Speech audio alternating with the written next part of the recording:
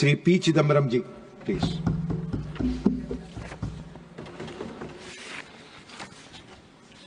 Honorable Deputy Chairman, the budget for 2025-26 was presented 8 weeks ago. Today, nobody talks about the budget because, as we pointed out in that debate, it did not help anybody except the 3.2 crore income taxpayers. All other sections of the people are in the same situation. What do they face? We have pointed out several times, and the Lok Sabha also pointed out in the debate on the finance bill.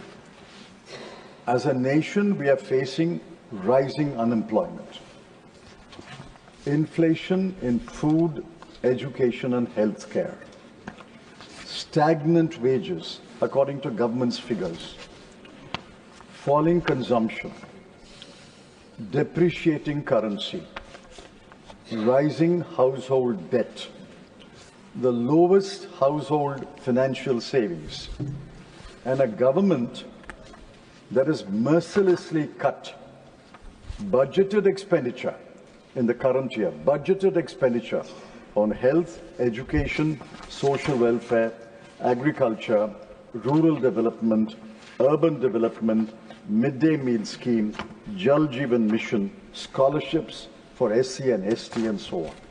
These figures cannot be contradicted, and they were not contradicted because the figures are printed in the budget papers. We asked several questions, and I'm sorry to say we got no answers. Actually, the budget has vanished without a trace. Wherever I go, wherever I speak, nobody remembers the budget, nobody discusses the budget. We are in the second stage now. This is the finance bill and the appropriation bill. I'd like to speak about only two things. One is the fiscal policy, and the second is the threat of a tariff war. My colleagues will speak about other matters. On fiscal policy, the Honorable Finance Minister said in her speech, and I quote, "Our endeavour will be to keep the fiscal deficit each year such that the central government debt remains on a declining path as a percentage of the GDP." The intent was good, the intent is good. And in fact, in an interview, I complimented the Honorable Finance Minister when they asked me what do I have to say to compliment the government. I said their intent to maintain the fiscal deficit and a declining path for FD to GDP is commendable. Now, I'm afraid, looking at the performance, we have to reconsider that statement. When this government assumed office on May 2014, the fiscal deficit at the end of the previous year was 4.5%. Kindly keep that number, 4.5%, according to their own official numbers. In the middle of this government's tenure, the FD improved to 3.4% in 2018-19. But at the end of 24-25, it will be 4.8%. You start with 4.5, improve it to 3.9, and then decline to 4.8. So effectively, the country's economy is back to where it started. The government, of course, will say COVID happened. I agree. COVID did dent the economy of the country. But every government faces crisis. The previous governments, the governments previous to the BJP government, NDA government, faced an Asian financial crisis, the international financial crisis, and the taper tantrum. So there's no point blaming external crises. It's your business, it's the government's business to manage the economy, control the fiscal deficit, and make sure that the declining path which you proclaimed is sustained. So on fiscal policy, I'm afraid I have to give the government a very low pass. Not fail, but it's a low pass. The other point which the Honorable Finance Minister made was, we are on a declining path as a percentage of GDP, but that's not borne out by the record.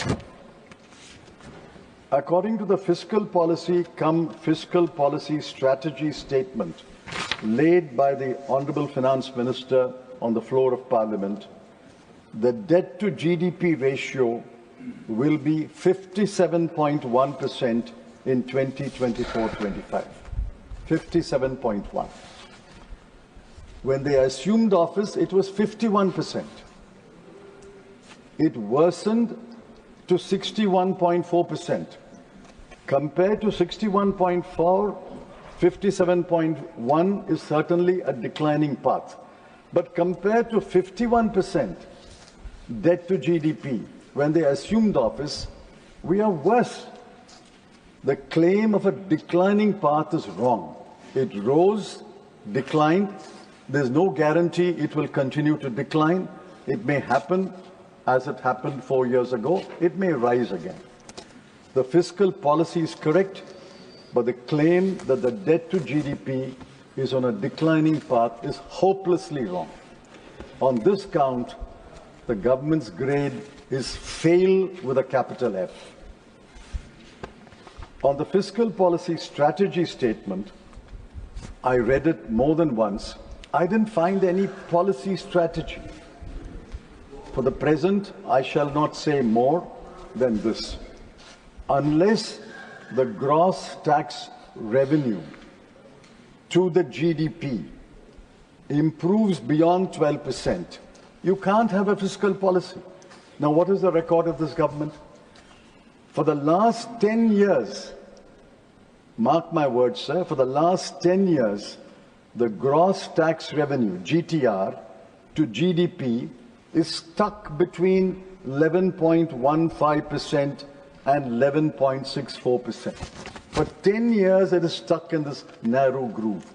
Despite amendments to the Income Tax Act, despite redoubling efforts to raise revenue, despite tweaking the GST, the gross tax revenue stuck between 11.15 and 11.64 for 10 years.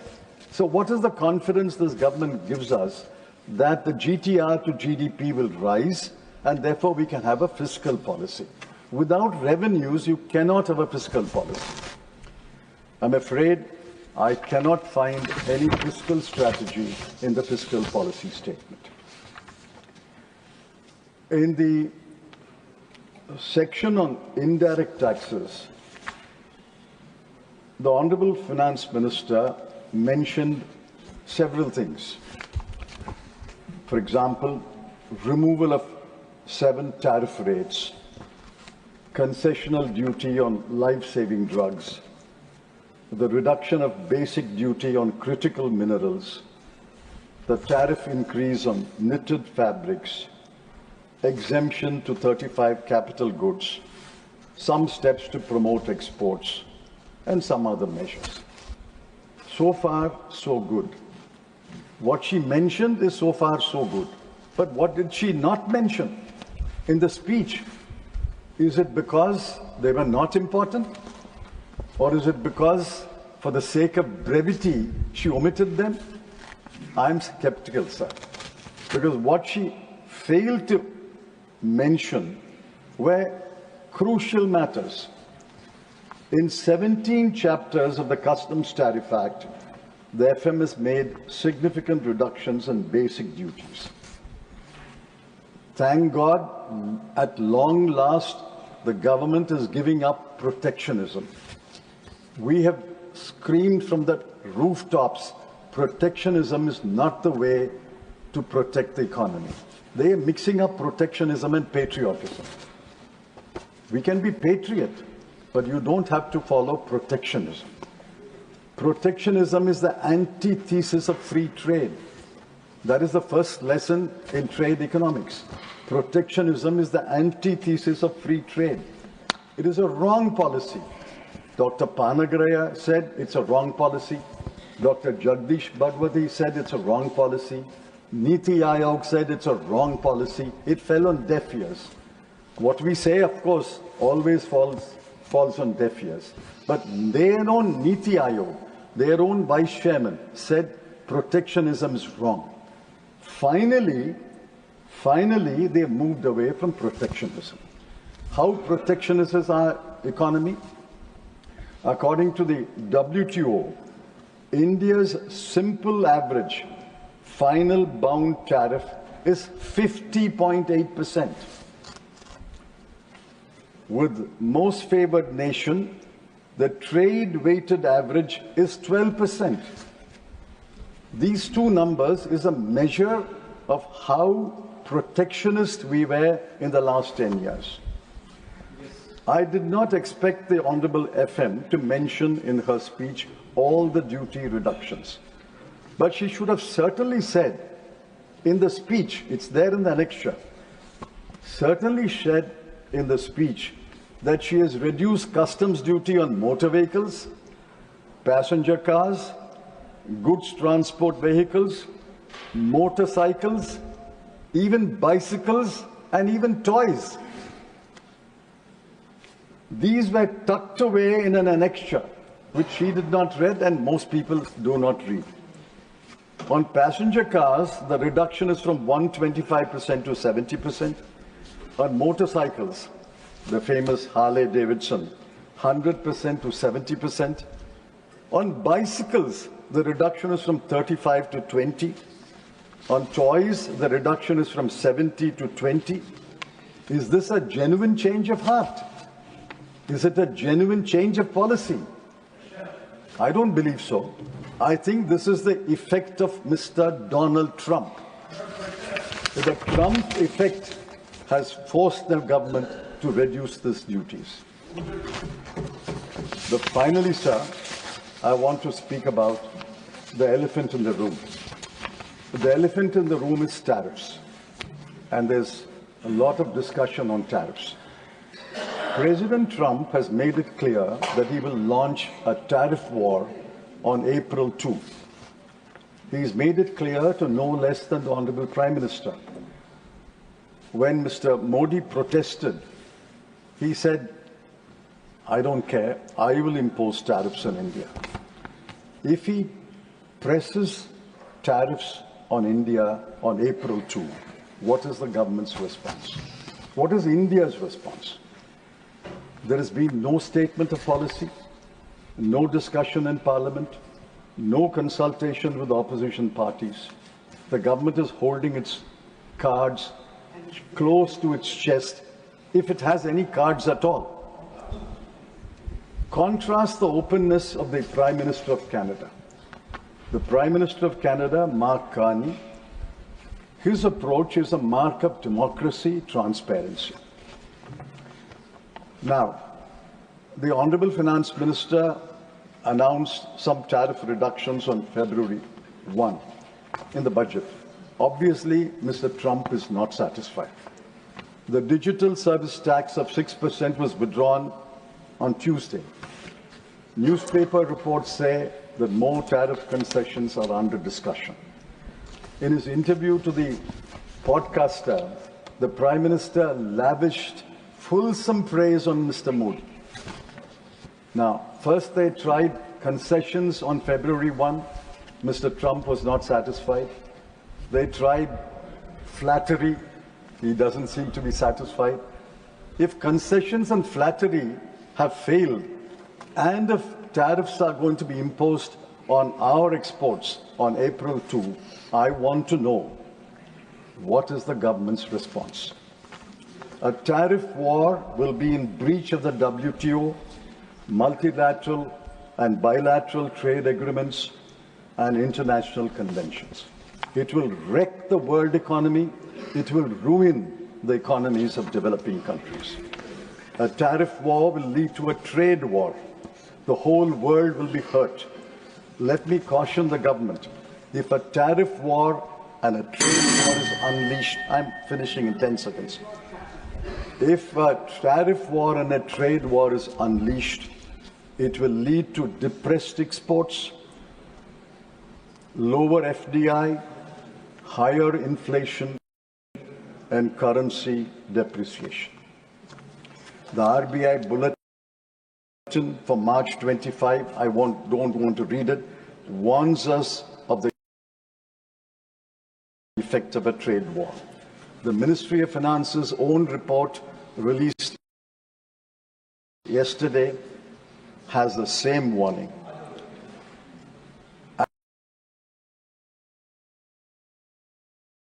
And the Ministry of Finance finally says, after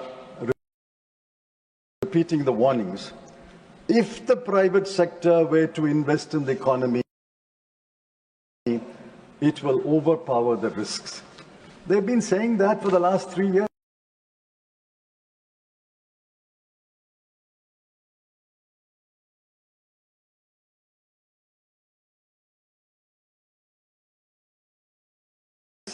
But the private sector does not seem to share. The private sector saying there are sane voices in the world. Canada, Britain, France, Germany, European Union, Japan. India must stand with the sane voices, and do everything, collective action, to prevent a tariff war and a trade war. And I expect answers to these very important questions in the Honourable Finance Minister. Thank you.